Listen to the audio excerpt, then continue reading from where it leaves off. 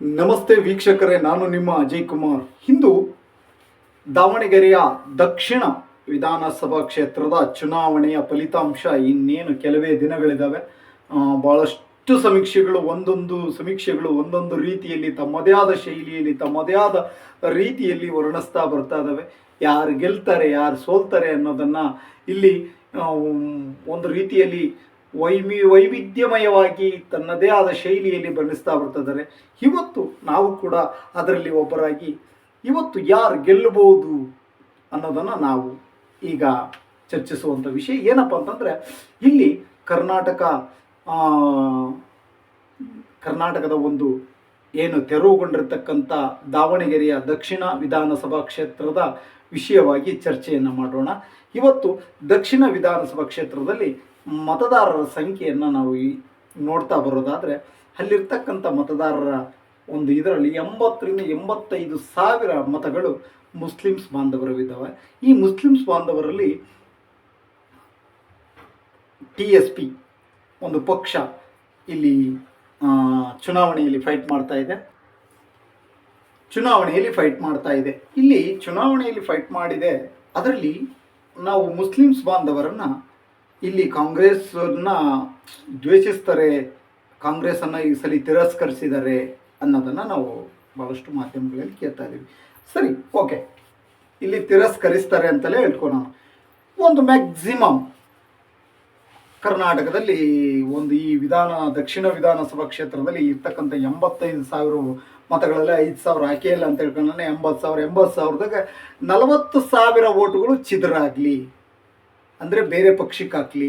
40,000 ಓಟುಗಳು ಇಲ್ಲಿ ಯಾರಿಗೆ? ಕಾಂಗ್ರೆಸ್ ಪಕ್ಷಕ್ಕೆ ದೊರಕುತ್ತೆ. ಇಲ್ಲಿ ಲಿಂಗಾಯಿತರು ಅಲ್ಲಿರ್ತಕ್ಕಂಥ ಒಂದು 25,000-30,000 ಲಿಂಗಾಯಿತರ ಓಟು ಅಂತ ತಿಳ್ಕೊಂಡು, ಈಗ ಒಂದು 30,000 ಓಟುಗಳಲ್ಲಿ ಲಿಂಗಾಯಿತರ ಓಟು 30,000 ಓಟುಗಳು BJP ಬೀಳ್ತಾವ, ಪಕ್ಷಕ್ಕೆ ಬಿದ್ದೇ ಬೀಳ್ತಾವ ಕಡ್ಡಾಯನ? ಅಲ್ಲಿ ಜಾತಿವಾರು ನೋಡಲ್ವಾ? ಜಾತಿವಾರು ನೋಡಿದರೆ, ಒಂದು ವೇಳೆ ಜಾತಿವಾರು ಬಿದ್ದರೆ ಕನಿಷ್ಠ ಒಂದು 5,000ರಿಂದ 10,000 ಓಟು ಲಿಂಗಾಯಿತರ ಓಟು.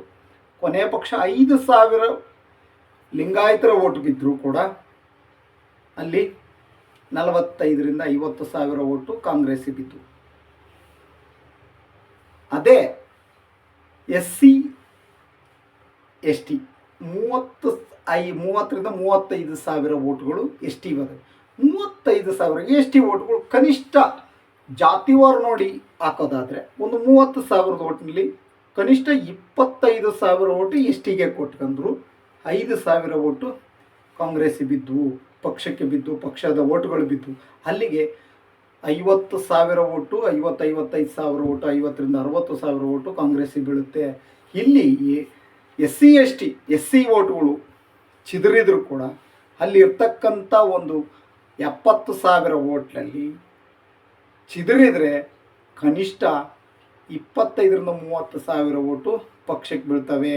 ಅಲ್ಲಿ ಹೆಚ್ಚು ಕಡಿಮೆ 80,000 ಓಟು, 75,000-80,000 ಓಟುಗಳು ಕಾಂಗ್ರೆಸ್ ಪಕ್ಷಕ್ಕೆ ಬಿದ್ದವು.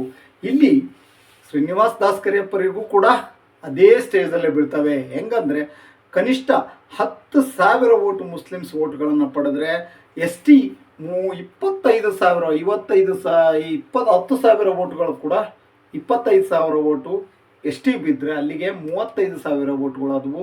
ಹಾಗೆ ಕುರುಬರು ಇರ್ಬೋದು, ಇನ್ನುಳಿದ ಜನಾಂಗದವರು ಇರ್ಬೋದು, ಎಲ್ಲ ಒಲವುಗಳು ಶ್ರೀನಿವಾಸ್ ದಾಸ್ಕರಿಯಪ್ಪರಿಗೆ ಇದ್ದರೂ ಕೂಡ ಅಲ್ಲಿ ಹೆಚ್ಚು ಕಡಿಮೆ 75,000-80,000 ಓಟುಗಳನ್ನು ಇವ್ರು ತಗೊಂತಿದ್ದಾರೆ. ಅಲ್ಲಿರ್ತಕ್ಕಂಥ ಓಟುಗಳನ್ನು ಸರಿಸುಮಾರು ಸಮ ಹಾಕಿದರೂ ಕೂಡ ಈ ಬಾರಿ ಚುನಾವಣೆ ಕ್ರಿಟಿಕಲ್ ಆಗಿದೆ. ಒಂದು ವೇಳೆ ಶ್ರೀನಿವಾಸ್ ದಾಸ್ಕರಿಯಪ್ಪರಿಗೆ ಏನಾದರೂ ವಿಜೇತರಾದರೆ ಇದು ರಾಷ್ಟ್ರ ಮಟ್ಟದಲ್ಲಿ ಸುದ್ದಿಯಾಗುತ್ತೆ.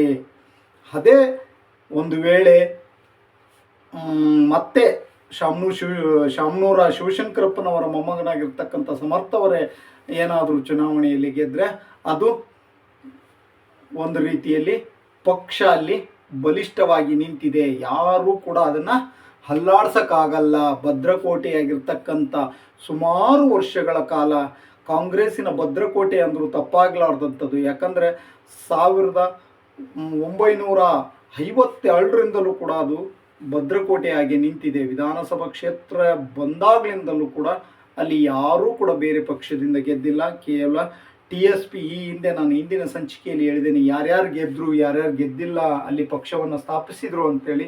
3 ಬಾರಿ ಮಾತ್ರ ಬೇರೆ 4 ಬಾರಿ ಮಾತ್ರ ಬೇರೆ ಪಕ್ಷದ ಒಂದು ಗೆದ್ದರು. ಅಲ್ಲಿಂದ ಇತ್ಲಾಗ ಕಾಂಗ್ರೆಸ್ ಪಕ್ಷವೇ ಒಂದು ಭದ್ರ ಬುನಾದಿಯಾಗಿ ಅಲ್ಲಿ ನೆಲೆಯೂರಿದೆ. ಒಂದು ವೇಳೆ ಏನಾದರೂ ಇಲ್ಲಿ ಈ ಬಾರಿ ದಕ್ಷಿಣ ವಿಧಾನಸಭಾ ಕ್ಷೇತ್ರದಲ್ಲಿ ಈ ಬಾರಿ ಏನಾದರೂ ಮತ್ತೆ ಕಾಂಗ್ರೆಸ್ ಪಕ್ಷವೇ ವಿಜಯವನ್ನು ಸಾಧಿಸಿದರೆ ಯಾವುದೇ ಪಕ್ಷ ಬಂದರೂ ಕೂಡ ಇಲ್ಲಿ ಏನೂ ಮಾಡೋಕ್ಕಾಗಲ್ಲ. ಇದು ಭದ್ರಕೋಟೆ ಅನ್ನೋ ಒಂದು ಸ್ಥಿತಿಯಲ್ಲಿ ಈ ಒಂದು ಕ್ಷೇತ್ರ ನಿಲ್ಲುತ್ತೆ ಅಂತ ಹೇಳ್ತಾ ಮತ್ತಷ್ಟು ಸುದ್ದಿ ಹಾಗೂ ವಿಶ್ಲೇಷಣೆಗಳಿಗಾಗಿ ಭೀಷ್ಮ ನ್ಯೂಸ್ ಕನ್ನಡ ವೀಕ್ಷಿಸುತ್ತಿರಿ.